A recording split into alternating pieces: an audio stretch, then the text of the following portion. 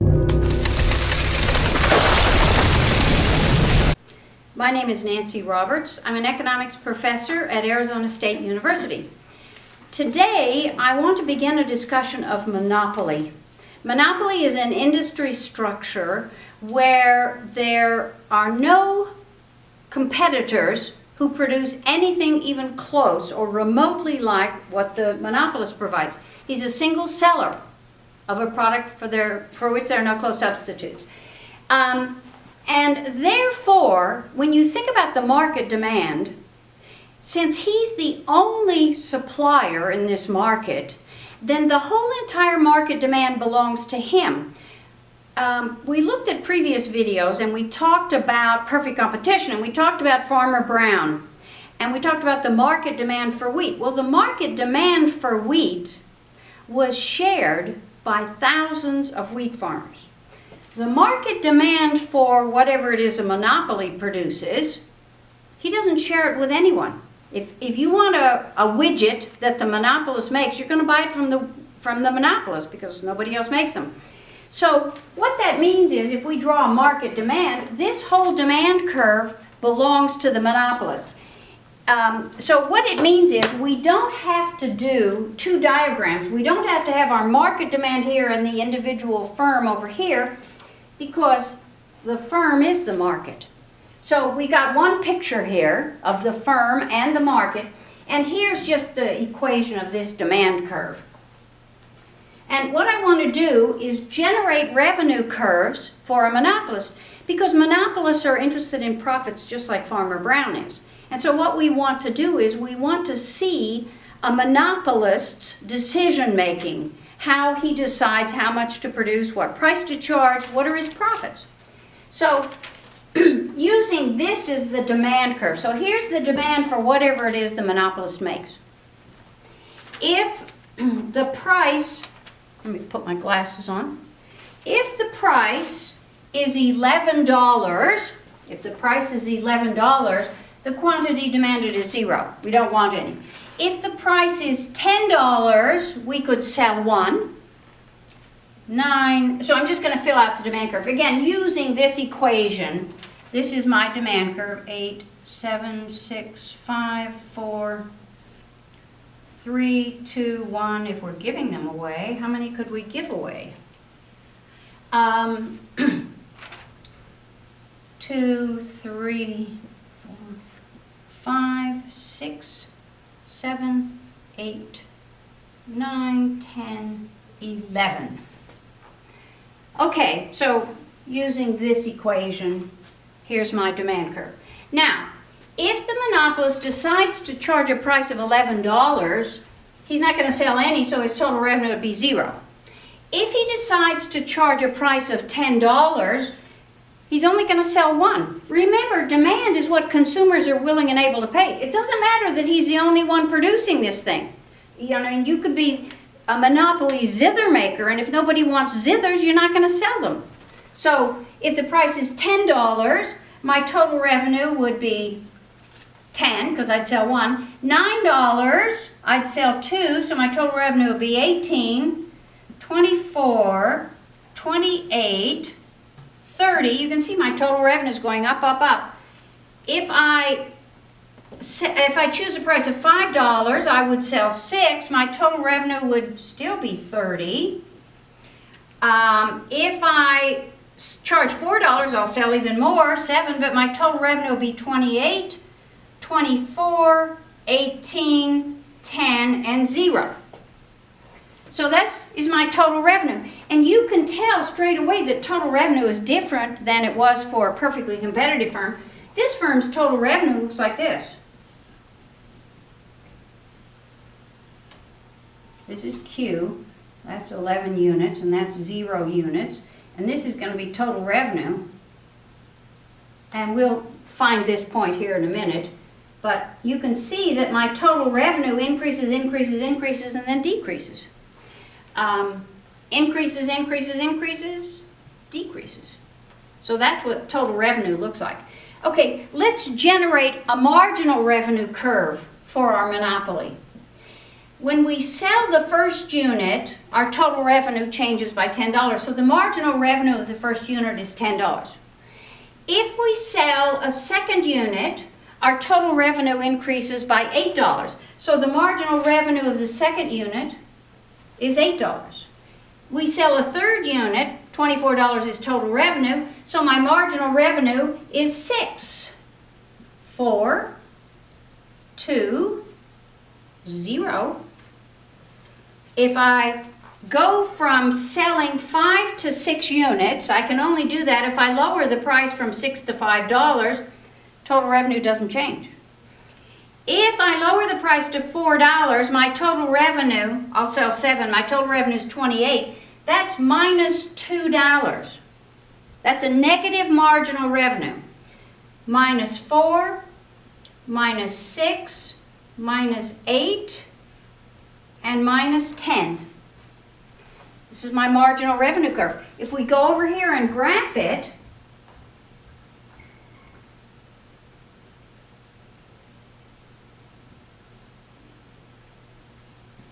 there's 10. There's 1, 2, 3, 4, 5 units. My marginal revenue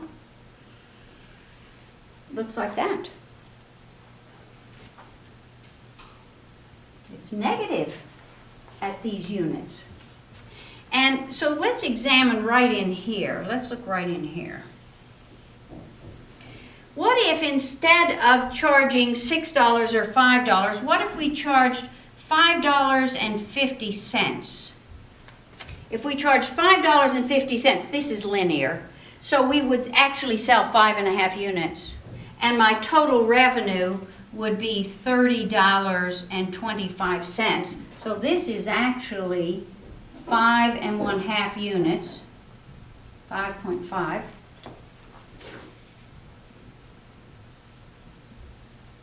And this is $30.25.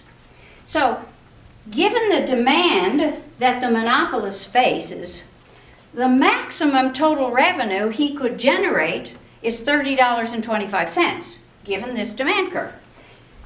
We generate his marginal revenue curve, and it looks like that. Now, let's look at his average revenue curve. I've got this in the way, so I'm going to erase this total revenue picture here.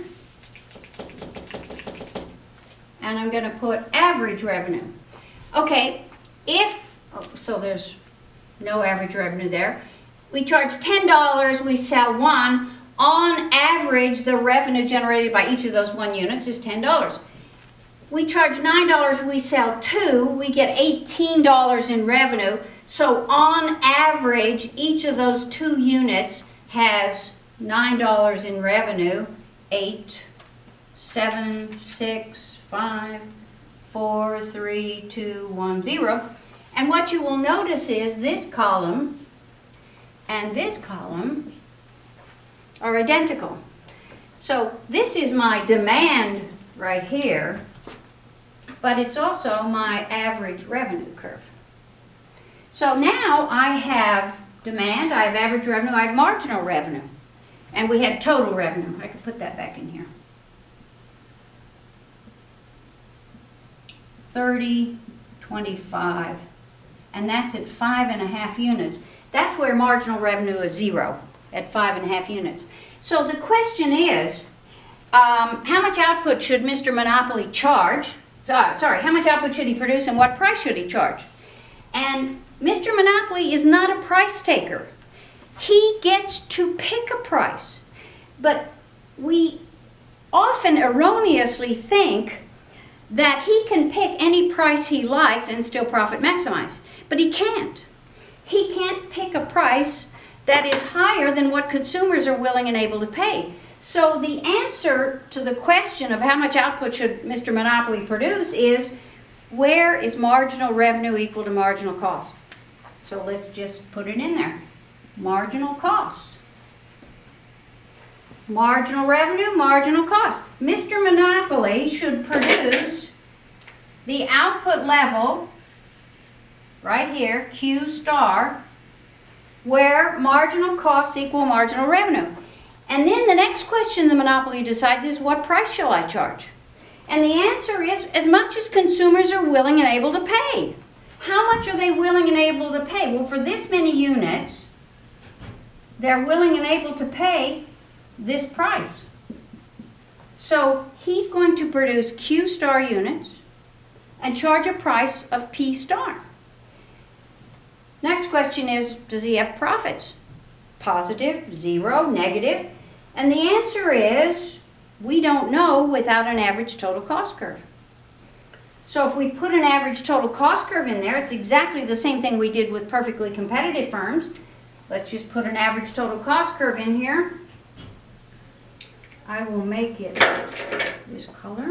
Average total cost, it's U-shaped, again, where the bottom of the average total cost curve is where marginal cuts through it. Okay, this is my optimal output level right here. At this output level, there's average total cost. And at this output level, average revenue is greater than average total cost.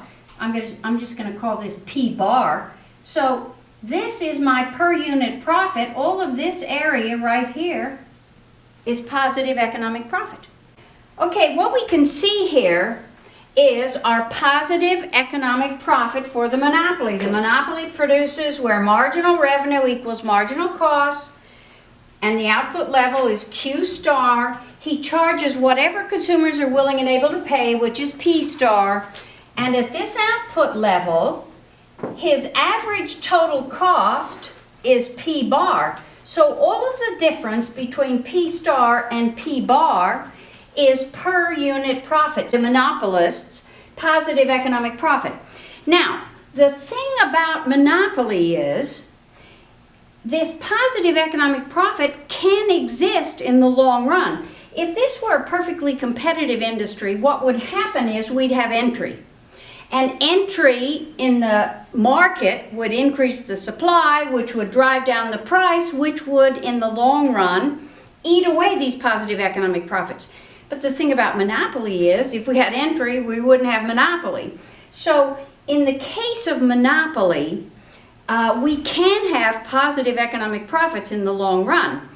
There's no guarantee that a monopolist will earn positive economic profit. A monopolist could have costs that are higher than the demand curve, in which case the profits would be negative.